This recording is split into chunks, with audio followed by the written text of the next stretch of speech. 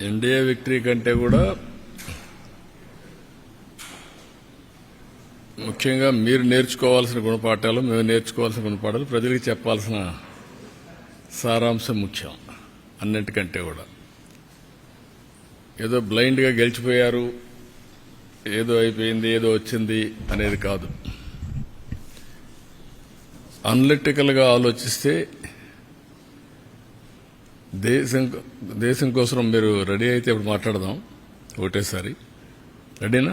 Okay, that is better.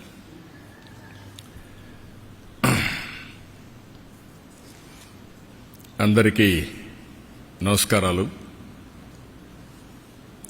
ఈరోజు దేశ రాజధాని ఢిల్లీ. మనందరం గర్వపడే రాజధాని ఉండాలని కోరుకుంటాం.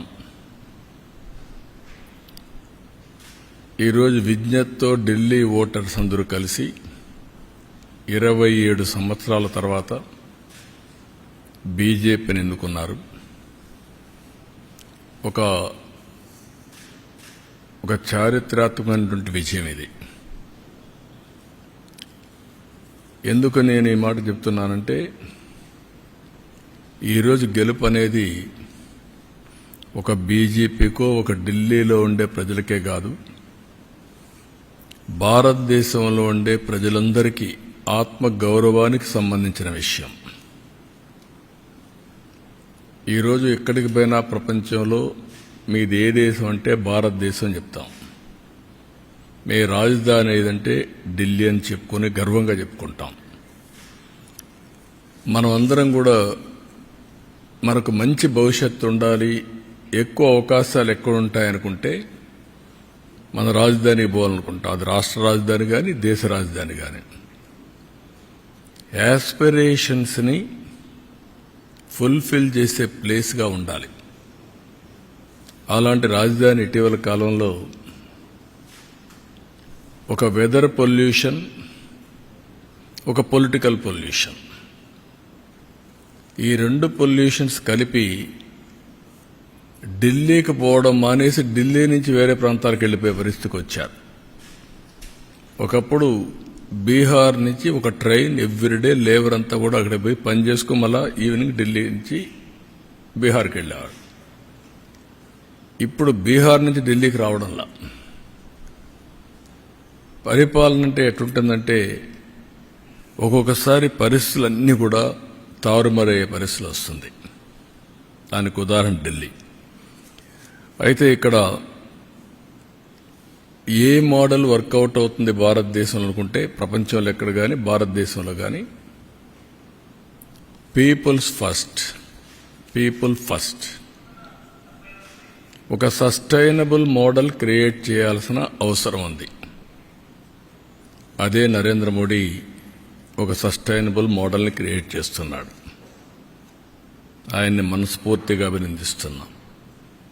ఈరోజు ఢిల్లీలో గెలుపు కూడా ప్రధానమంత్రి నరేంద్ర మోడీ గారిపై నుండే నమ్మకం. ఆ నమ్మకంతో ఢిల్లీ ప్రజలు నరేంద్ర మోడీ గారి నాయకత్వాన్ని బలపరిచారు. ఇప్పుడు నేను మాటల్లో చెప్పడం కాకుండా విత్ ఫ్యాక్ట్స్ అండ్ ఫిగర్స్ కూడా మీకు ఎక్స్ప్లెయిన్ చేస్తున్నా ఏ మోడల్ వర్కౌట్ అవుతుంది దానికి.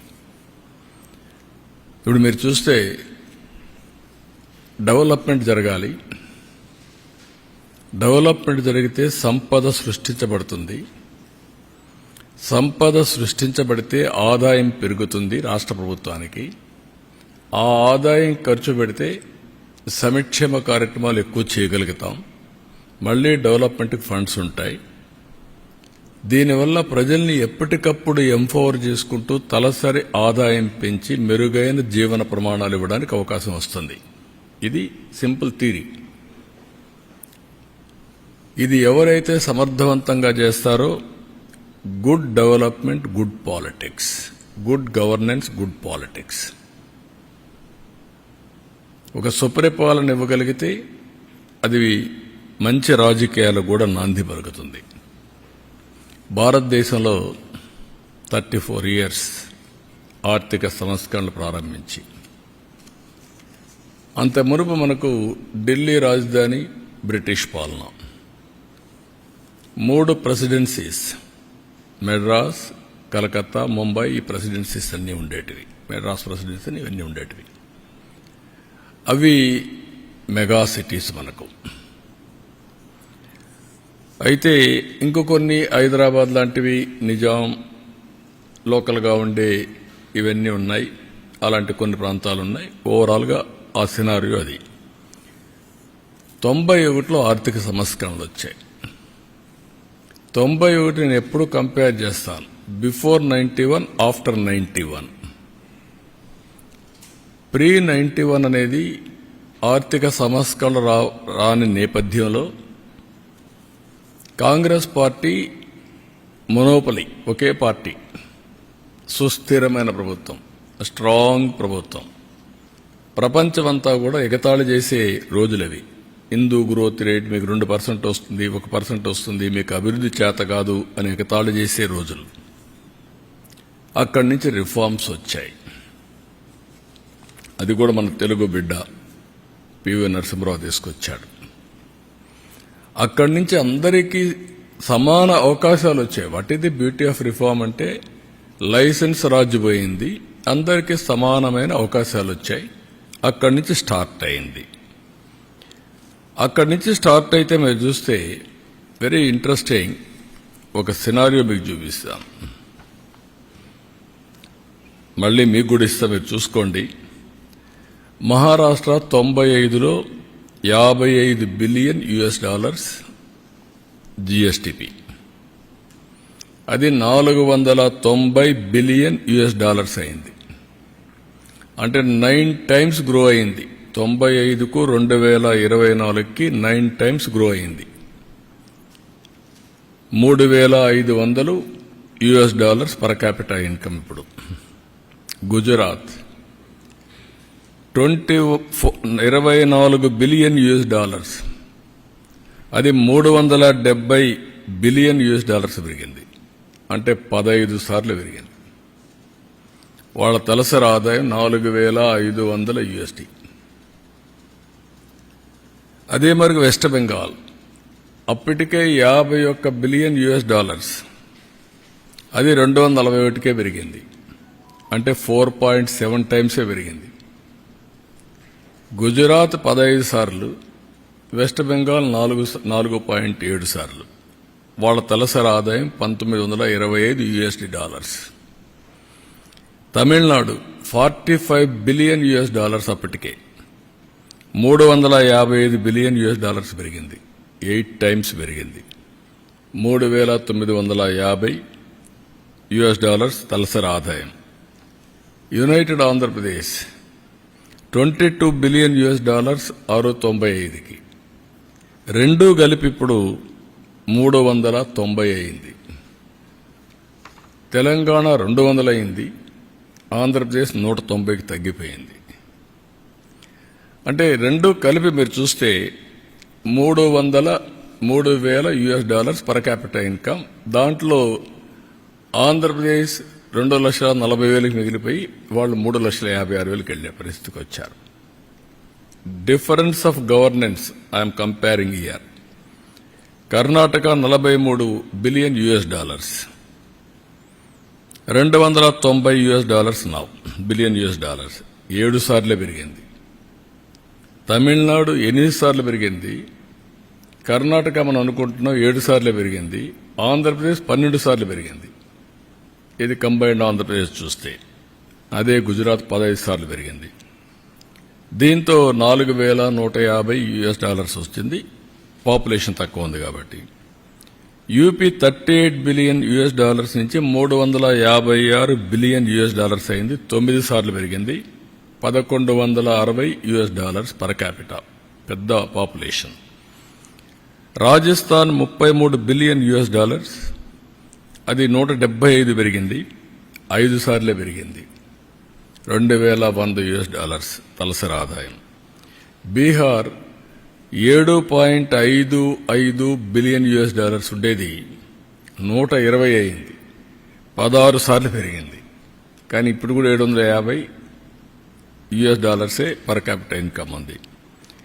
కేరళ 12.5 బిలియన్ US$ నుంచి $160 బిలియన్ US$ అయింది. 12 టైమ్స్ పెరిగింది. $3,500 పర్ క్యాపిటా అయింది. ఆల్ ఇండియా 330 బిలియన్ US$ నుంచి 3,570 బిలియన్ US$ పెరిగింది. ఇది 11 టైమ్స్ పెరిగింది. 2,300 USD మొత్తం తలసరి ఆదాయం. దీంట్లో మీకు గుర్తుపెట్టుకోవాల్సింది, ఇక్కడ మనం అర్థం చేసుకోవాల్సింది, 95లో ఆర్థిక సంవత్సరాలు వచ్చాయి. ఫస్ట్ మూవర్ అడ్వాంటేజ్ టెక్నాలజీ తీసుకున్నాం. అక్కడి నుంచి అందరూ కూడా టెక్నాలజీ కొంత ముందు తీసుకున్నారు, కొంతమంది వెనకాల తీసుకున్నారు. నాలాంటి వాడు అందిపుచ్చుకొని చాలా ముందుకు వెళ్ళాం. దెన్ డెమోగ్రఫిక్ డివిడెంట్ అందరికీ ఉంది. మనం కొంచెం తొందరపడి పాపులేషన్ కంట్రోల్కి వెళ్ళాం, కొంతమంది పోలేదు, అవన్నీ ఉన్నాయి. కానీ ఇంకా ఎంగేజ్ ఉంది. దెన్ గుడ్ పబ్లిక్ పాలసీస్, అక్కడి నుంచి పోటీ ప్రపంచంలో మంచి పబ్లిక్ పాలసీస్ ఏవైతే తీసుకొచ్చామో, ఒక ఐటీ, ఒక ఇన్ఫ్రాస్ట్రక్చర్ గేమ్ చేంజర్గా మారాయి. వెల్త్ క్రియేషన్ అయింది, ఆపర్చునిటీస్ పెరిగాయి, గ్రోత్ మల్టిప్లైయర్ ఎఫెక్ట్లో వెళ్ళిపోయే పరిస్థితికి వచ్చింది. అదే సమయంలో right leader, right time and continuation, it made all the difference. మీరు ఇక్కడ చూస్తే గుజరాత్ 15 సార్లు అందరికంటే హైయెస్ట్ పెరిగింది. ఈరోజు $4,500 వెళ్ళిపోయారు వాళ్ళు. వై? అంత మునుపున్న ముంబై, కలకత్తా, చెన్నైని డామినేట్ చేసి ముందుకెళ్లారు. రెండోది టెక్నాలజీ హబ్స్ అయినటువంటి హైదరాబాద్, బెంగళూరు, పూణేను కూడా దాటి ముందుకెళ్లిపోయే పరిస్థితికి వచ్చారు. అంటే కన్సిస్టెంట్ పాలసీస్, లీడర్షిప్, గ్రోత్, ఇవన్నీ కలిపి it makes all the difference. అందుకే మీరు చూస్తే వెస్ట్ బెంగాల్ 51 బిలియన్ US$ ఉండేది, గుజరాత్ 24 ఉండేది. ఇది రివర్స్ అయిపోయింది. 370 గుజరాత్, 241 వెస్ట్ బెంగాల్. సేమ్ మనుషులు, సేమ్ నీళ్లున్నాయి, సేమ్ అవకాశాలు, సేమ్ రిఫార్మ్స్. ఇవన్నీ కూడా మనం గుర్తుపెట్టుకోవాల్సింది. ఒక లీడర్ కానీ కరెక్ట్గా ప్లాన్ చేస్తే ఏం జరుగుతుందో ఇది ఒక ఎగ్జాంపుల్స్. ఇవన్నీ నేను అందుకే చాలాసార్లు చెప్పాను, భారతదేశానికి రైట్ టైంలో రైట్ లీడర్ నరేంద్ర మోడీజీ. కొంతమందికి ఇష్టమున్నా లేకపోయినా it is a right momentum. అలాంటి లీడర్షిప్ని ఇప్పుడు ఢిల్లీ కూడా ప్రజలు మళ్లీ ఓట్లేసి గెలిపించారు. ఈ ప్రాసెస్ ఏంటని మన ప్రజలందరూ అర్థం చేసుకోవాల్సింది. కొంతమంది కరప్షన్లో ఇన్వాల్వ్ అవుతారు. ఆటోమేటిక్గా 5 ఏళ్లలో పోయిన్నారు, కొంతమంది 10 ఏళ్లలో పోతున్నారు, కొంతమంది లాంగ్ టర్మ్లో కూడా ఉంటున్నారు, కానీ నష్టపోతున్నారు. కొంతమంది సమిక్షేమం ఇస్తున్నామని బటన్ నొక్కడం, సమిక్షేమ కార్యక్రమాలు ఇస్తున్నామని చెప్పి మాయమాటలు చెప్పడం, దెన్ కరప్షన్ చేయడం. దీంతో ప్రజలు రియలైజ్ చేయడానికి టైం పట్టచ్చు. 1 టర్మ్ పట్టచ్చు, 2 టర్మ్లు పట్టచ్చు. దెన్ ఎక్కడికక్కడికి ఈ పొలిటికల్ పొల్యూషన్ చేస్తూ వస్తున్నారు. ఎవరైనా మాట్లాడితే ఎదురుదాడి చేయడం, వాళ్ళని అరెస్టులు చేయడం, లేకుంటే వాళ్ళ మీద ఒత్తిడి పెంచడం, సోషల్ మీడియాలో అవమానం చేయడం, ఒక పొల్యూషన్, ఇష్టానుసారంగా మాట్లాడడం, గర్వంతో మాట్లాడడం, హంబుల్నెస్ లేకుండా పోవడం, ఇవన్నీ వచ్చే పరిస్థితికి వచ్చింది. కానీ పర్ఫార్మెన్స్ మాత్రం లేదు. దానికి 2 ఉదాహరణలు ఏపీ అండ్ ఢిల్లీ. సిమిలారిటీస్ కూడా ఉన్నాయి. ఆ రోజు Delhi model of education, what is that model? నేను బాగా చదువు చెప్పిస్తున్నా, ఓకే. హైయర్ ఎడ్యుకేషన్ ఉందా? లేదు. ఆ తర్వాత కాలేజీలు ఉన్నాయా? లేవు. తర్వాత ఉద్యోగాలు ఉన్నాయా? లేవు.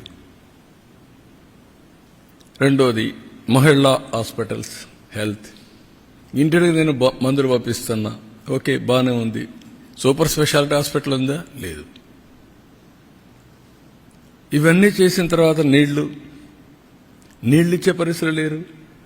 డ్రైనేజ్, డ్రింకింగ్ వాటర్ కలిసిపోయే పరిస్థితి వచ్చింది. ఢిల్లీలో ఎక్కడ చూసినా డస్ట్ బేరకపోయి garbage. It is a city of garbage అయింది. మెయిన్ రోడ్లో ఎవరన్నా విఐపీస్ వస్తే, అంబాసిడర్స్ వస్తే, కంట్రీ హెడ్స్ వస్తే మెయిన్ రోడ్లో గార్బేజ్ ఉండే పరిస్థితికి వచ్చింది. Yamuna totally pollution. ఏదైతే ఒక సీజన్లో ఢిల్లీలో pollution highest in the world, most polluted city ఏదైనా ఉందంటే ఢిల్లీ దానికి చిరునామా అనే పరిస్థితికి వచ్చాం. అందుకే నేను మొన్న ఎన్నికల్లో చెప్పాను, it is a total failure model. I'm not criticising individuals. It is a failure model. Itself is a failed model. It cannot sustain, it cannot replicate, it cannot be continued. Continue అయ్యే కొందికి ఏమవుతుంది, ప్రజలకు bleeding అవుతుంది. ఇంకా ఒకప్పుడు మీరు చూస్తే best examples ఇక్కడ పంజాబ్, మనం గర్వంగా చెప్పుకున్నాళ్ళం. పంజాబ్ అంటే ఒకప్పుడు దేశానికి కావాల్సిన సైన్యం అంతా అక్కడి నుంచి వచ్చేవాళ్ళు, దేశాన్ని రక్షించేవాళ్ళు. దేశానికి అవసరమైన ఫుడ్ అంతా గోధుమలు కానీ రైస్ కానీ సప్లై చేసేవాళ్ళు. 5 నదులు ఉన్నాయి. ఈరోజు ఏమైంది పంజాబ్? డ్రగ్స్. ఐటీకి పోలేదు, డ్రగ్స్ వచ్చాయి. అదే సమయంలో పంజాబ్లో ఈరోజు మీరు చూస్తే ఎవ్రీడే ఒక ట్రైన్ ఢిల్లీకి వస్తుంది క్యాన్సర్ ట్రీట్మెంట్ కోసం. Is it not our responsibility to correct it right time? ఇవి చూసిన తర్వాత ఇక్కడ అక్కడ మీరు చూస్తే వెల్ఫేర్ అని చెప్పి నేను నీళ్లు ఊరికే ఇస్తున్నా, కరెంట్ ఊరికే ఇస్తున్నా, ఇవన్నీ చెప్పారు. కానీ భవిష్యత్తును అంధకారం చేసే పరిస్థితికి వచ్చారు.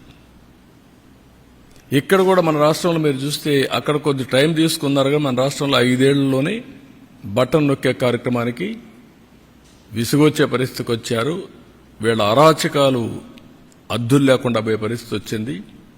ఎగో ప్రాబ్లమ్స్ కూడా చిన్న పెద్ద లెక్క లేకుండా ఇష్టానుసారంగా మాట్లాడడం, ఆ గర్వం, ఎగో, ఏదో ఎక్కడి నుంచో వచ్చినట్టు ప్రవర్తించడం, ఆ హంబుల్నెస్ లేకుండా పోవడం, ఇవన్నీ జరిగాయి. ఢిల్లీలో జరిగిన లిక్కర్ ఇది నథింగ్ కంపేర్ టు ఆంధ్రప్రదేశ్. ఎవరైనా సరే లిక్కర్లో ఇన్వాల్వ్ అయిన వాళ్ళు ఇంతవరకు ఆ ఫ్యామిలీస్ కూడా బాగుపడవు. అంటే అది పాపిస్ట్ డబ్బులు. రెండోది, పేదవాళ్ళ ఆరోగ్యాన్ని సర్వనాశనం చేసి మీరు ఎంజాయ్ చేయడానికి ఎవరిచ్చారు మీకు అధికారం? రూలర్స్కి. మామూలుగానే లిక్కర్ అనేది నేనున్నప్పుడే ఈఎన్ఏ ఎక్స్ట్రా న్యూట్రల్ ఆల్కహాల్ తయారు చేశాను 2 times న్యూట్రలైజ్ చేయడానికి. ఎందుకు? అందులో ఉండే ఇంప్యూరిటీస్ అన్ని పోవాలి, కొంతవరకు అనేది అవుతుందని. ఇప్పుడు మీరేం చేశారు? రా లిక్కర్ ఇచ్చే పరిస్థితికి వచ్చారు. టోటల్గా ఆ లిక్కర్ తాగితే ఏమవుతుందో తెలియకుండా కిడ్నీస్ ఫెయిల్ కావడం, చాలా సమస్యలు వచ్చాయి. సిస్టాన్ని మొత్తం సర్వనాశనం చేశారు.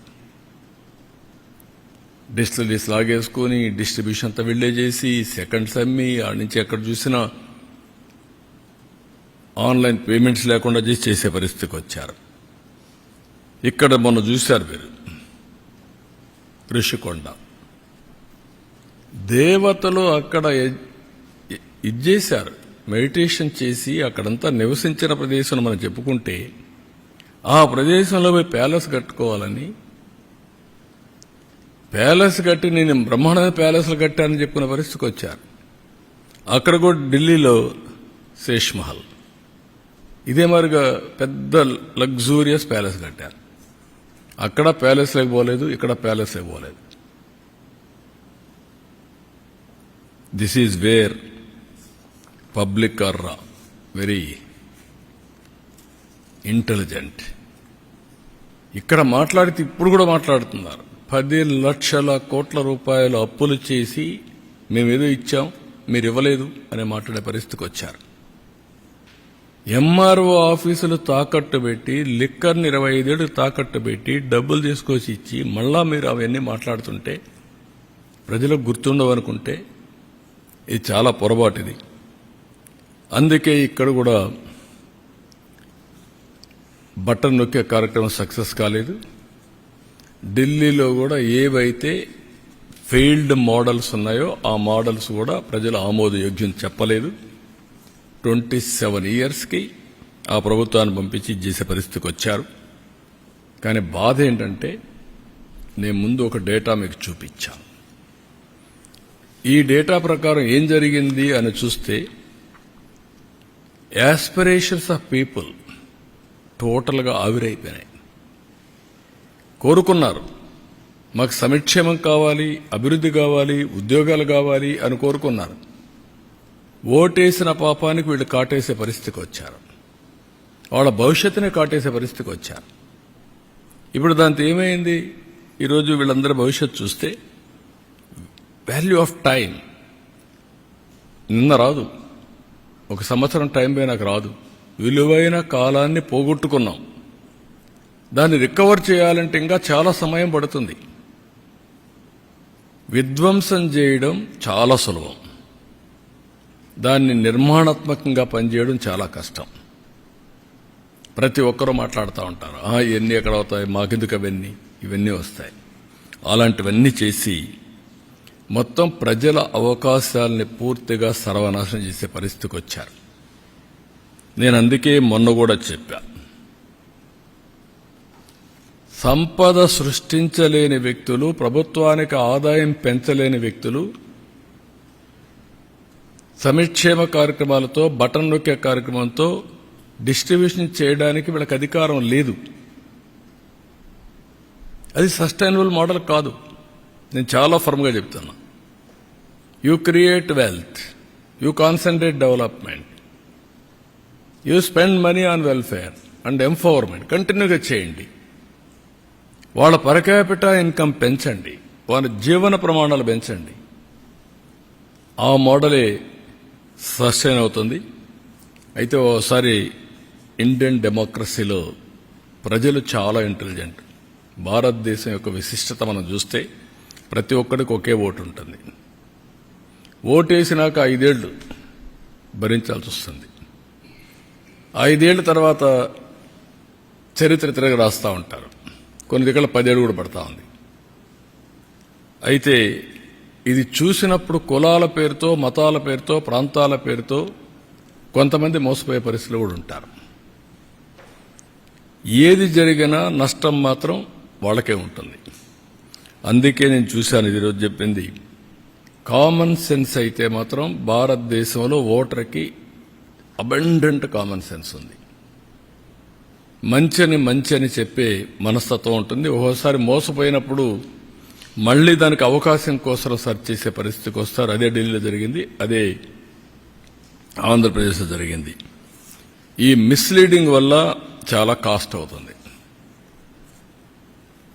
ఒకసారి ఇదైపోయిన తర్వాత మళ్లీ దాని నుంచి తప్పించుకోవాలంటే చాలా సమయం పడుతుంది. వీళ్ళు ఎప్పటికప్పుడు ఎలాంటి విష ప్రచారాలు అంటారా, లేకుంటే పొలిటికల్ పొల్యూషన్ అంటారా, ఏదన్నా కానీ ఇది చాలా డేంజర్ ఫర్ ది నేషన్. సమాజానికే పెద్ద ప్రమాదం. అందుకే 35 సంవత్సరాలు, 30 ఏళ్ళు ఆల్ డేటా ఈజ్ అవైలబుల్. ఎప్పుడు ఎవరు పరిపాలించారో కూడా అవైలబుల్, బ్లాక్ అండ్ వైట్. ఇది డిబేట్ జరగాల్సిన అవసరం ఉంది దేశంలో. ఎవరి పాలసీలు ఏం తీసుకొచ్చాం, ఆ పాలసీల వల్ల ప్రజల జీవితాల్లో ఏ విధంగా ప్రభావితం చేశాయి, దీనివల్ల సస్టైనబిలిటీ వచ్చిందా, డిట్రియేషన్ వచ్చిందా, డిస్ట్రక్షన్ జరిగిందా, వాళ్ళ జీవితాలు సర్వనాశనమైనాయా, అవకాశాలు పోగొట్టుకున్నది కూడా చర్చ జరగాల్సిన అవసరం ఉంది. ఆ చర్చ ఈ 30 ఏళ్లుగా జరిగితే ఈచ్ పొలిటికల్ పార్టీ కాంట్రిబ్యూషన్ వాళ్ళ స్టేక్ హోల్డర్స్కి నా కాంట్రిబ్యూషన్ ఏంటి ఆంధ్రప్రదేశ్కి, లేకుంటే ఇంకొక ఆయన వచ్చిన 5 ఏళ్ళు ఆయన కాంట్రిబ్యూషన్ ఏంటి, ఇంకొక ఆయన 10 ఏళ్ళు ఉంటే ఆయన కాంట్రిబ్యూషన్ ఏంటి, ఏం జరిగింది, ఇవన్నీ చర్చ జరగాల్సిన అవసరం ఉంది. ఒక బాధ్యత కలిగినటువంటి రాజకీయ పార్టీలుగా బాధ్యతతో ప్రవర్తించే మనందరం ఎలక్షన్ మేనిఫెస్టోలో చెప్పాం కాబట్టి రాష్ట్రాన్ని ఏం చేసినా పర్వాలేదు, నేను గెలిస్తే చాలు అనే, నేను ఎన్నిసార్లు మోసం చేస్తాను, అబద్ధాలు చెప్తాను, ఫేక్ న్యూస్ ఇస్తాను, ఇష్టానుసారంగా మాట్లాడతానంటే అది కరెక్ట్ కాదు. అందుకే ప్రజల్లో కూడా ఒక చైతన్యం రావాలని మనస్ఫూర్తిగా కోరుకుంటున్నాం. మీరు వేసేసిన తర్వాత బాధపడడం కాదు. నేను క్లియర్గా 5 సార్లు గుజరాత్లో గెలిచారు, 5వ గవర్నమెంట్, 15 టైమ్స్ గ్రోత్ రేట్, 15 రెట్లు పెరిగింది. మీ కళ్ళ ముందర కనబడుస్తోంది ఇది. అదే 2024లో కూడా నేను గెలిచుంటే 12 సార్లు కాదు, గుజరాత్ సమానంగానూ ముందో ఇద్దరు ఉండేవాళ్ళు. That is where I want to emphasise to the people. You go through data. గాల్లో విమర్శించడం కాదు. ఏం జరిగింది ఆ పీరియడ్లో, ఆ జరిగిన తర్వాత ఏ విధంగా మీకు లాభం వచ్చింది, తర్వాత ఏ విధంగా నష్టం వస్తుంది అనేది మీలో తెలివితేటలతో ఆలోచించాలి ప్రతి ఒక్కరు. Apply your brains, discuss. Common man కూడా మనం ఎడ్యుకేట్ చేయాల్సిన బాధ్యత మీకు ఉంది, మాకు ఉంది. అందుకే నేను చెప్పాను మీడియాకు కూడా, మీరు కూడా అనలిటికల్గా వెళ్ళండి. ఒక చరిత్రలో ఒకప్పుడు తీసుకున్న నిర్ణయాల ప్రభావం ఇప్పుడు ఎట్లుంది, ఈరోజు తీసుకునే నిర్ణయాల వల్ల రేపు భవిష్యత్తులో ఏముంటుంది. ఈరోజు నరేంద్ర మోడీ గారు విజన్ 2047 వికసిత్ భారత్ తీసుకున్నారు. నేను వికసిత్ భారత్కు అనుసంధానం చేసుకుంటూ స్వర్ణ ఆంధ్రప్రదేశ్ తీసుకున్నా. నేను అంబిషియస్ ప్లాన్ పెట్టుకున్నాను. $2.4 ట్రిలియన్ 2047కి తయారు కావాలని. దీనికి 42,000 రూపాయలు తలసరి ఆదాయం. ఆ రోజు డాలర్ ఎంత రేటు ఉంటుంది వస్తుంది. ఈరోజు 3,200 ఆ ప్రాంతంలో ఉన్నాం. గవర్నమెంట్ దీనికి 14 నుంచి 15% గ్రోత్ రేట్ రావాలి.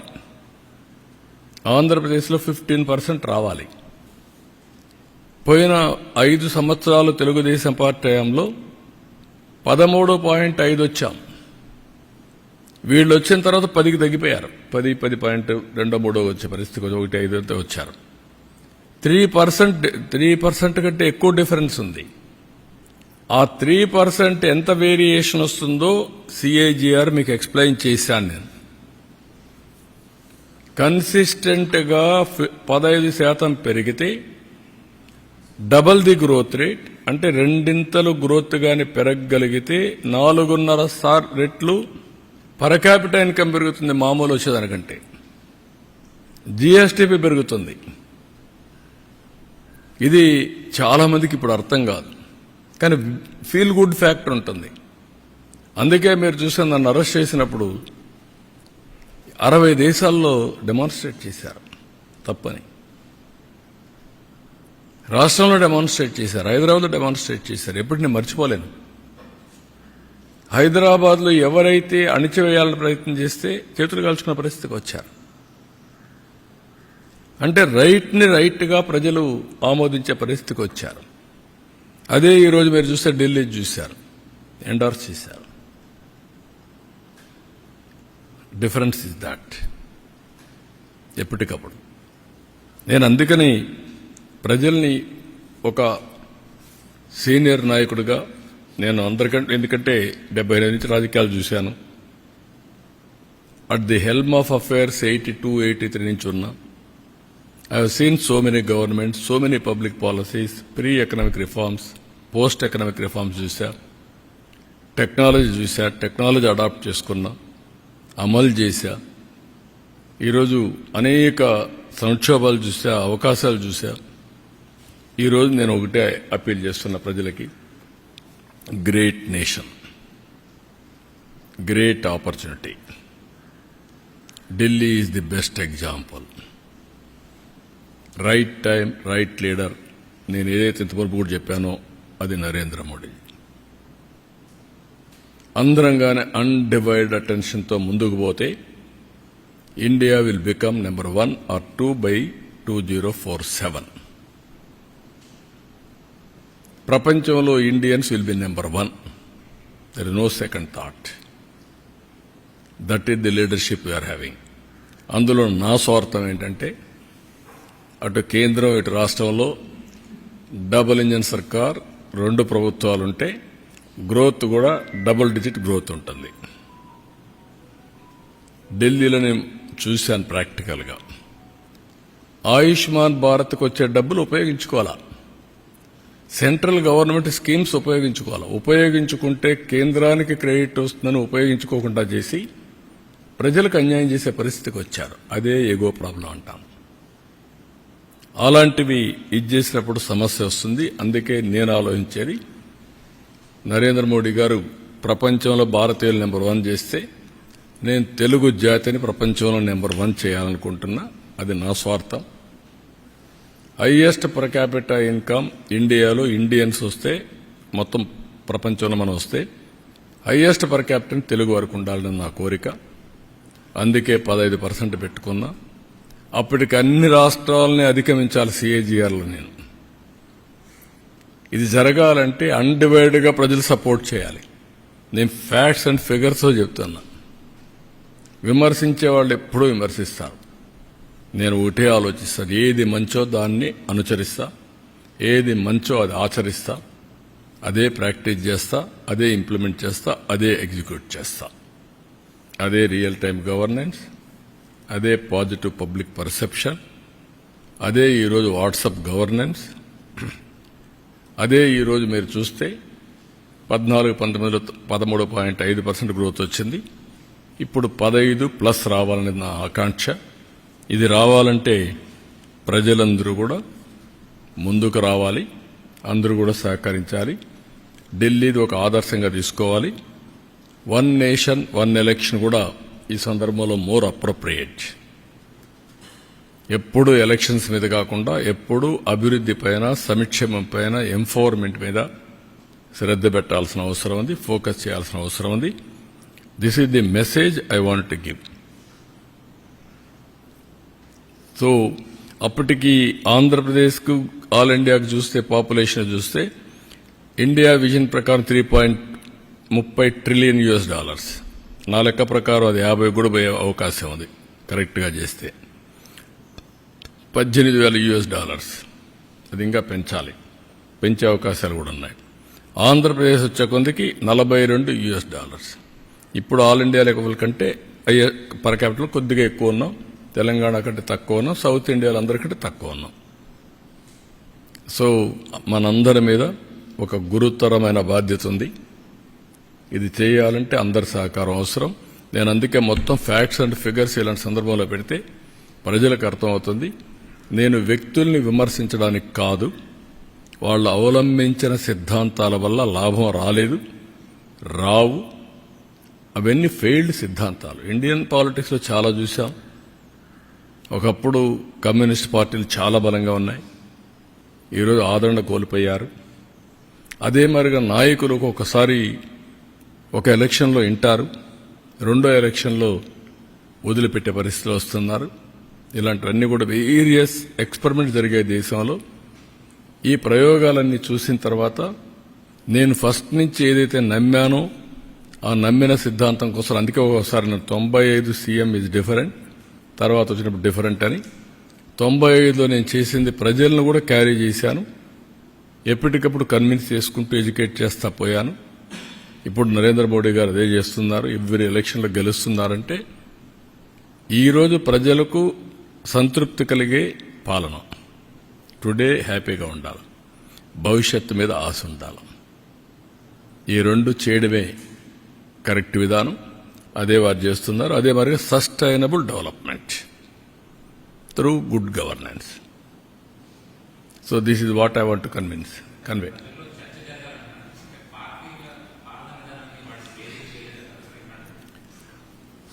ఇప్పుడు మీరున్నారు, మీరు ఎంత ఇంటలెక్చువల్స్ కదా, అప్పుడప్పుడు రాస్తున్నారు తప్ప ఇది ఒక బాధ్యతతో ప్రజల్లో చైతన్యం తేవాలి అని ఒక అవేర్నెస్ కార్యక్రమం చేయలేకపోయాం కదా.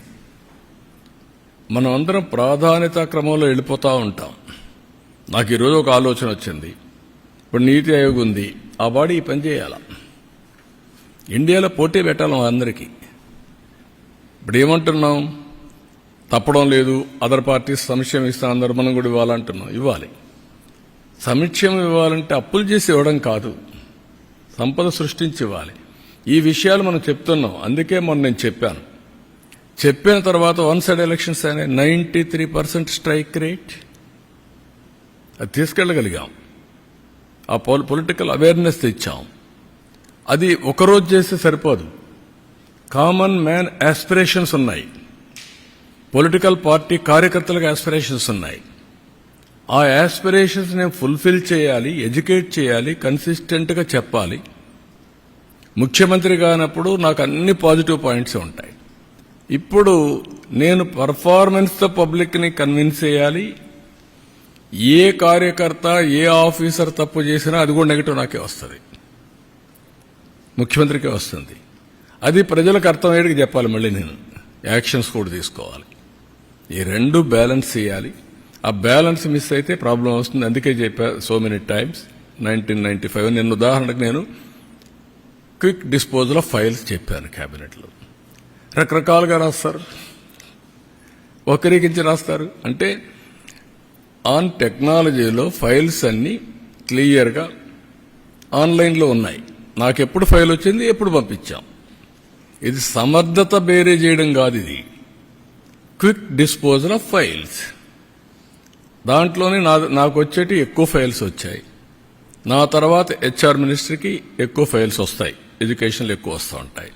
ఆ తర్వాత మూడో మంత్రి ఎవరో ఉన్నారు.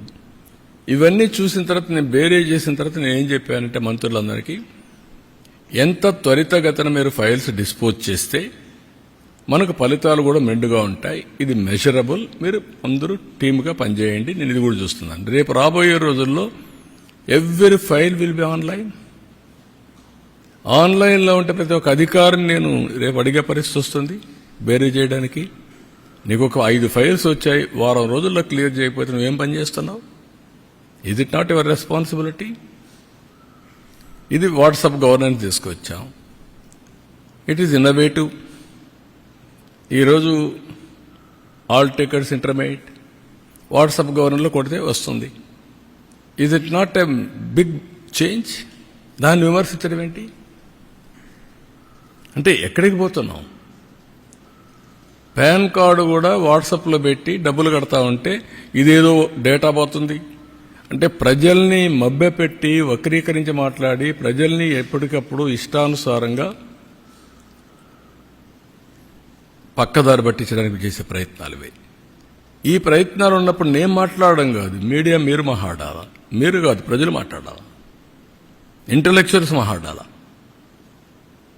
ఎలక్షన్ల ముందు ఓటేయడం కాదు, ఓటేశారు, బాధ్యతగా వేశారు, అవేర్నెస్ వేశారు, మీ ఆస్పిరేషన్స్ ఫుల్ఫిల్ అవుతాయని వేశారు.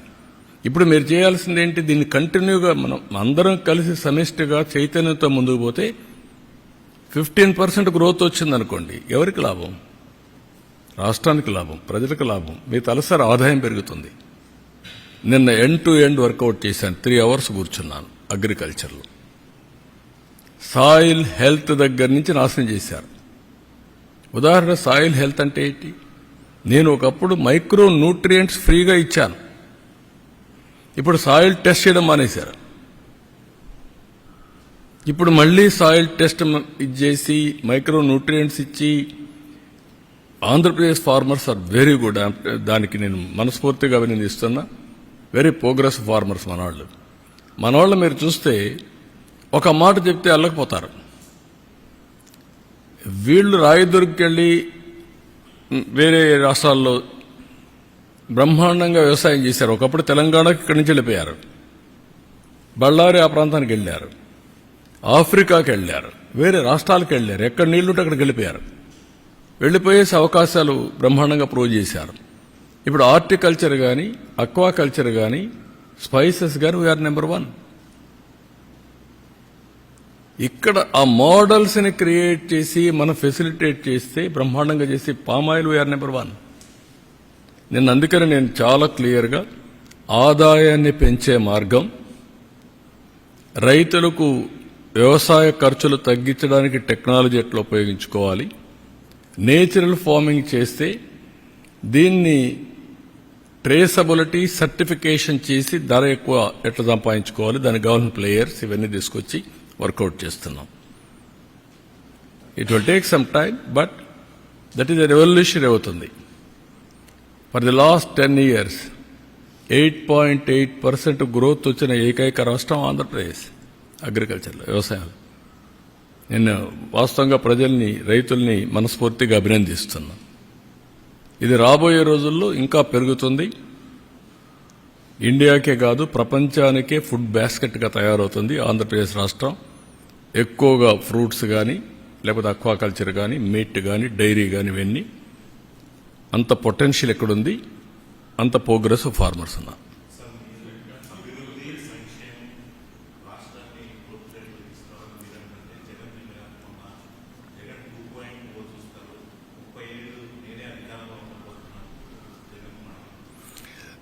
నేను చెప్పేది, ఇప్పుడు ఆ గర్వం అనేది ఇప్పుడు ఢిల్లీ కూడా జరిగింది.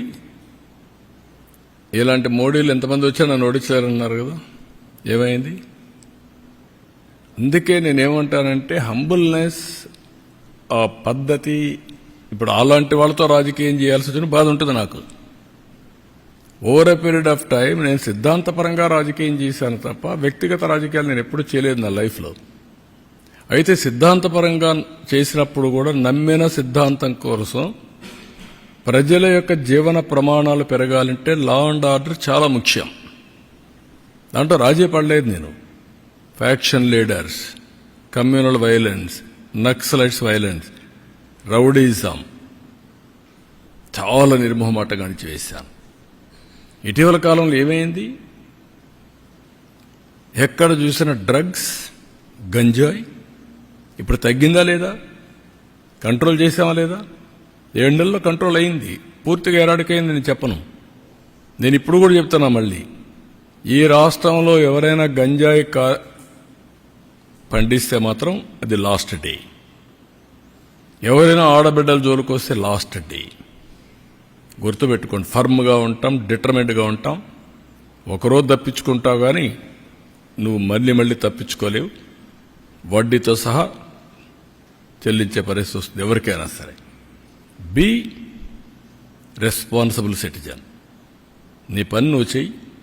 నువ్వు ఈ రాష్ట్రంలో అందరి మాదిరిగా గౌరవంగా బ్రతకడానికి, మీరు గౌరవంగా బ్రతకండి, అందరినీ గౌరవంగా బ్రతకనియండి. ఇష్టానుసారంగా చేస్తే ఇక్కడ ఎక్కడ అయిన పరిస్థితిలో ఉండదు. అట్లని చెప్పి రాజకీయ ముసుగులో నేరస్తులు చేరి ఇష్టానుసారంగా చేస్తే కూడా డెఫినెట్గా కట్టడి చేస్తాం. అది చేయకపోతే కూడా తప్పే అవుతుంది. మేము చేస్తాం, మీరేమన్నా చేయండి. ఇష్టానుసారంగా మాట్లాడడం, నోరు బారేసుకోవడం, ఓకే, మీరు నోరు బారేసుకుని నేను పారేసుకో, అది ఎప్పుడు నా జీవితంలో లేదు. బట్ యాక్షన్ మాత్రం డిటర్మెంట్గా ఉంటుంది, ఫర్మ్గా ఉంటుంది. నేనేమంటానంటే అప్పుడు అందుకే 95 సీఎం అన్నాను.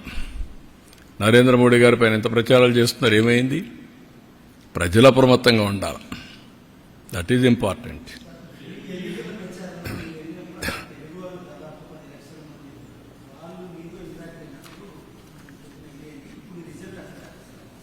నేననేదంటే నేను పోయిన దానికి వచ్చిందనేది కాదు. ఇది వెరీ క్లియర్, మీరందరూ గుర్తుపెట్టుకోవాలి. ప్రధానమంత్రి నరేంద్ర మోడీ గారి పైన నమ్మకం ఇది. ఆయన అవలంబించే మోడల్ ఈజ్ రైట్ మోడల్ అని ప్రజలు విశ్వసిస్తున్నారు. అందుకే 3 సార్లు గెలిచారు. గుజరాత్లో 5 సార్లు గెలిచారు. ఆ నమ్మకం అనేది అక్కడ ప్రజల్లో చైతన్యవంతమైన ప్రజానీకం. ఇప్పుడు మీరు అడుగుతున్నారు, అక్కడ మళ్ళీ వేరే వాళ్ళు గెలుస్తారని నమ్మరు.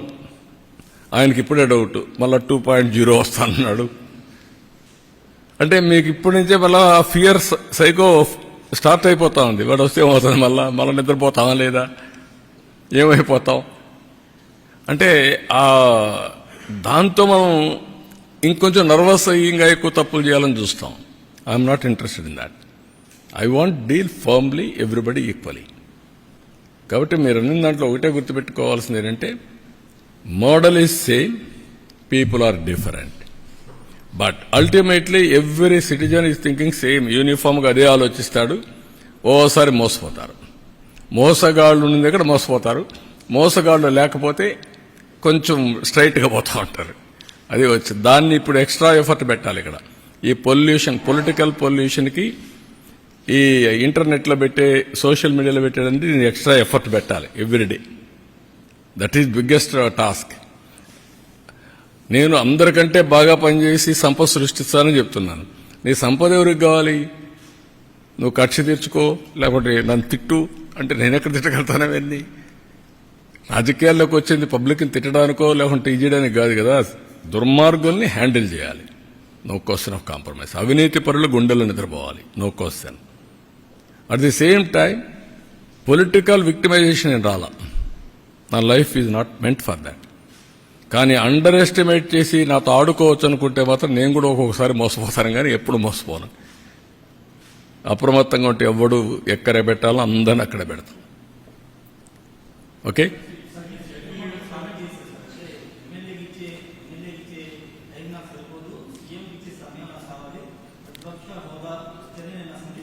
దాన్ని ఏమంటారు బ్రదర్? నువ్వు నన్ను అడుగుతున్నావు ఏమంటావు దాన్ని? నీతో ఎవరన్నా మాట్లాడుతున్నావు ఏమంటావు? ఒప్పుకుంటావా? మీ ఇంట్లో నీకు మధ్య మాట్లాడితే నీ పక్కన మాట్లాడితే ఒప్పుకుంటావు వారిగా? మరి ఇక్కడ ఎందుకు ఒప్పుకుంటున్నావు అంటే నువ్వు ఎందుకు అడుగుతావు నన్ను? That is wear. అదే ప్రాబ్లం. మీకు అక్కడే చెప్పాలా మీకు ధైర్యం ఉంటే. ఏమయ్యా నీకు ఎమ్మెల్యేగా ఓటేశారు, ఎంపీగా ఓటేస్తే ఎంపీగా ఉంటాడు తప్ప ప్రతిపక్ష స్థానానికి వేయకపోతే నాకు ప్రతిపక్ష స్థానం ఇవ్వాలి, పీఎంతో సమానంగా ఇవ్వాలంటే ఎందుకు ఇస్తారండి? ఎందుకు ఇవ్వాలంటున్నా? ఎవరిస్తారు? బ్యూటీ ఆఫ్ డెమోక్రసీ అర్థం చేసుకోకపోతే, ప్రజాస్వామ్య విలువలు అర్థం కాని వాళ్ళకి ఈ బరిగిన ఉంటారు. వితండవాదాలు చేస్తే ఎవరు సమాధానం చెప్పలేం.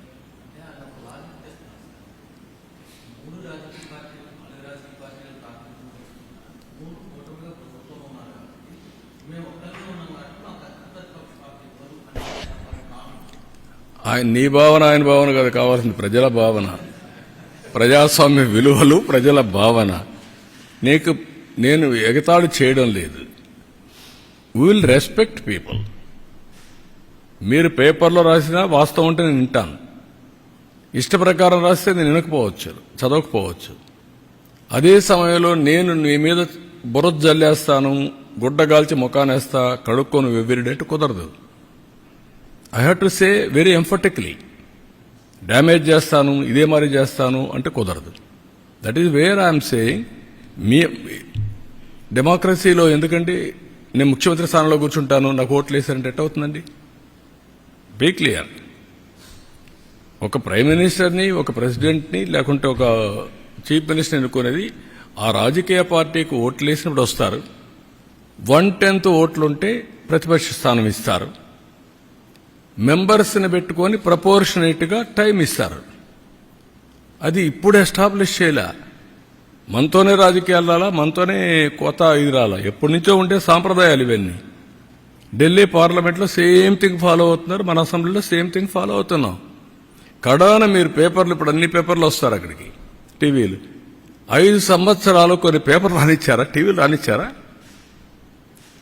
మీరు విలువ గురించి మాట్లాడడం ఏంటి? Will maintain that values, but exploitation అంటే మాత్రం కుదరదు.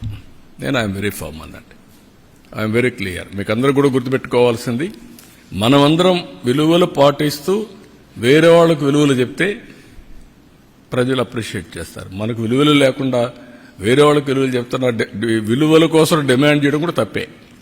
అదే జరుగుతుంది ఇప్పుడు ఈ రాష్ట్రాల్లో. నేను అందుకే ఆ మాట చెప్పాక వాళ్ళు పడుతున్నారు కాబట్టి నాకు ఎందుకని నేను చెప్పలా. కాదు, అలాంటి వాళ్ళు విలువలు మాట్లాడడం ఎందుకంటున్నా. ఓకే అమ్మా, థ్యాంక్ యూ.